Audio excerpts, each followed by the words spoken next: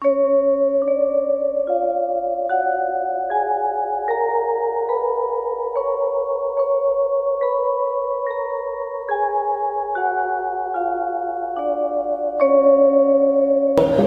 होइन नराम्रो विचार भाव आउन थाल्छ। कता कता आफैलाई छटपटी लाग्छ, आफ्नै मन दूषित हुन्छ। बुझ्नै सक्दैनौ, जान्नै सकेन, उसले मान्दै मानेन भने हामी त्यसमा इच्छा लागेर बुझाउने कुरा आउँदैन। बुद्ध भन्नुहुन्छ,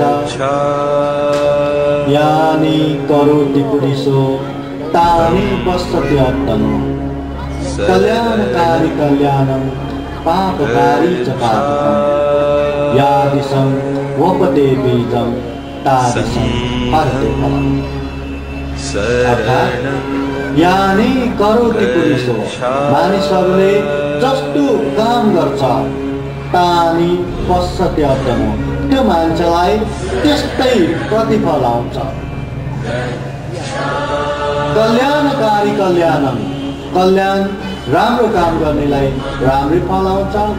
पापकारी च पापकम, नराम्रो पाप काम गर्नेलाई पापै आउँछ।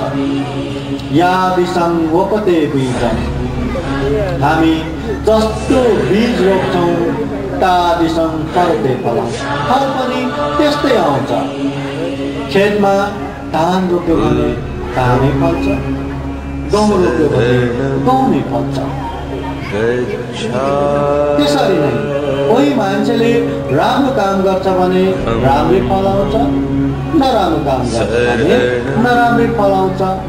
र जसले त्यो राम्रो काम गर्छ उसैले राम्रो फल भोग्छ, जसले नराम्रो काम गर्छ उसैले नराम्रो फल पनि भोग्नुपर्छ।